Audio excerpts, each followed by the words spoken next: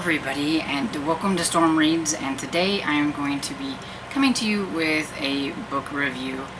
I am a part of the social media tour for Because I Could Not Stop for Death by Amanda Flowers. You've probably heard me talk about it on my channel already once before, because I read this a while back. I can't even remember what I read it for, but it was for a readathon. Oh, it was the Magical Readathon, so it was not that long ago, but at the beginning. But anyway, I talked about it a little bit there, but I said I would go into it in more detail here because I did have a stop. And so that's what I'm going to do. And so this is the first book in the Emily Dickens mystery series. And like I said, it's Because I Could Not Stop for Death by Amanda Flowers.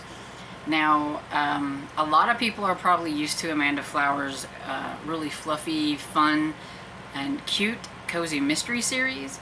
And this is something like totally different. It's historical.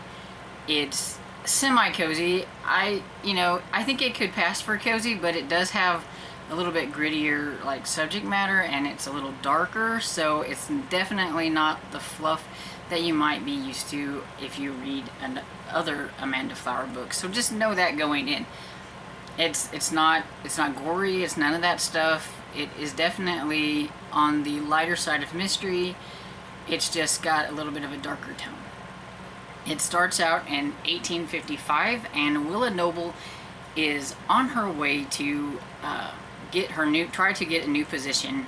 She is going to be going to the Dickinson's place and asking for a job there as a housekeeper or whatever. She's going to be working underneath one of the other ones, so I don't know what you'd call it, assistant housekeeper or whatever. I can't exactly remember, but she's going there for, that kind of stuff. And she knows that it's got to be a bad omen because it is pouring down rain, and here she is trying to make it to this. She's got to walk. She is a mess by the time she arrives to the Dickens household.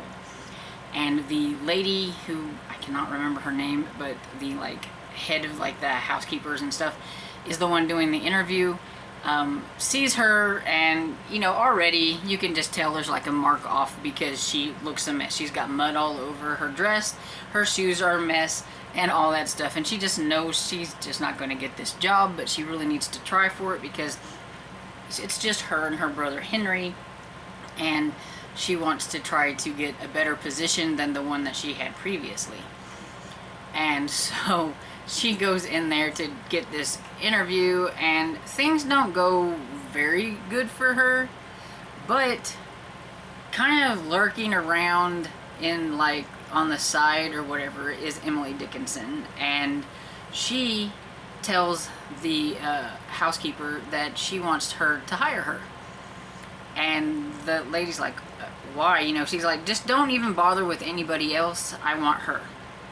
So there was something about Willa that connected with Emily because she just wanted her. And maybe it was because she didn't look quite as good as she could have or whatever, and maybe she just felt a little sorry for her, I don't know, but she wanted her. And so then Willa gets the job, and then she hasn't been at the job for very long when her brother Henry sneaks in, and he is excited, and he's telling her he's really happy she got this new job, and how he's got this job that he's working at, and it's going to be it's their big break. He's going to be able to make enough money that they can go and live wherever they want, and she can have a house, and she won't have to be in servant type thing. And she's worried for Henry because he won't say what it is that he's doing. He's very secretive about it. So yeah, she's really worried that he's getting himself into things that maybe he shouldn't be getting into. And then it's not long after that she gets a note saying that Henry has been killed. And it was in a livery, and Henry's really good with horses, and she doesn't believe it. She doesn't think that it was an accident. They're saying it was an accident. It was his fault. He shouldn't have been doing whatever it was he was doing. It was all his fault. Of course, blame the stable boy or whatever for it because it couldn't be anything else. She doesn't believe it. And Emily is around when she gets the note and wants to know what's going on. And so Willa tells Emily what's going on and how she really doesn't think that it was an accident. She thinks that something must have happened to Henry, especially because he had been so secretive about things, and that she just knows it had to have something to do with that. He's gotten himself into some trouble in the past, and she's just afraid that maybe he got himself in over his head. And so Emily decides that maybe they should ask around and find out some things.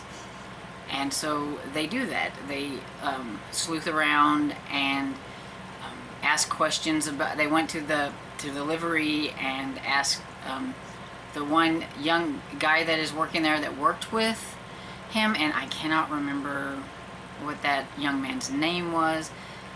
And but anyway, he says he also doesn't think that it was an accident because of some certain things that are going on there. And this young man is a black man, and this is during, like, before the Civil War, and so it does have a large amount of this does have to do with slavery and the Underground Railroad and things like that are in here. And so if that's something that you don't want to read about, just keep that in mind. But yeah, so it he knows that Henry was doing something, but he's afraid to say anything about what Henry was doing, and everybody seems to be very secretive about what Henry was doing. And Willa has a young constable that has gotten Henry out of trouble before, and he kind of likes Willa, and he seems to be being seen in some of these places, and he's wanting to know what she is up to and everything. So still have the whole main character and the policeman.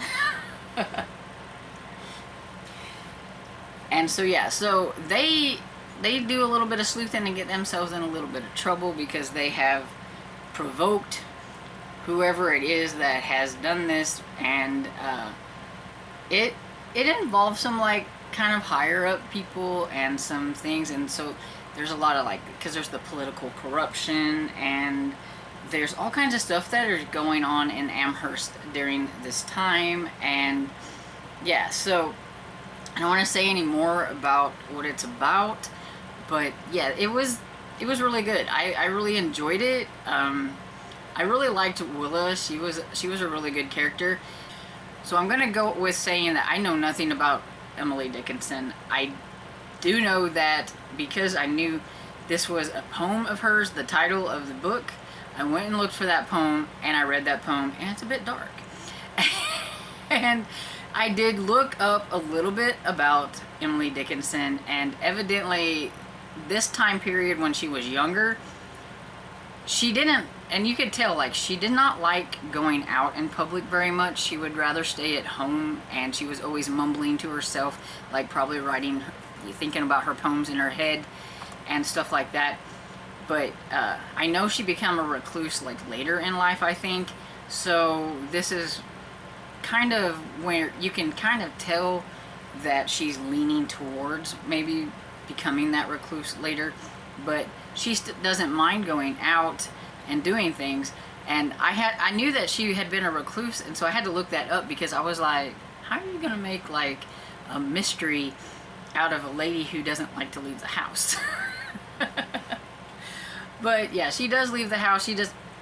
And it does have some of, like, the historical facts of Emily's life. And, like, I believe when I read what the author had said about this, that there was a time when she had to go to Washington because her father was a politician, and he was, sorry, I keep hitting my tripod, but he was at the point of his career, I think, when he was downgrading and was not going to be doing this stuff, but he still had a lot of political things and needed her to behave accordingly.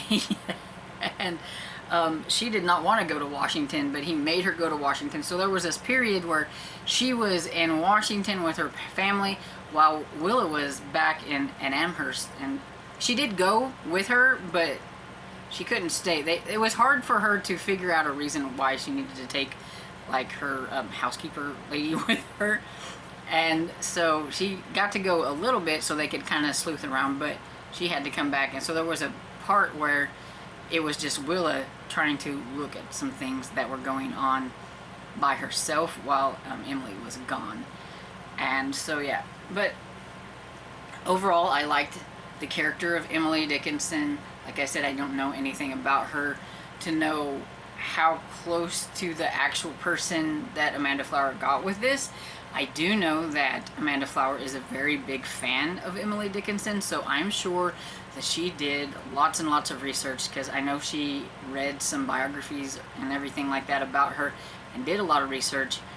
And so I'm pretty sure she probably got her facts straight, just fictionalized a lot of things and added a mystery and things like that.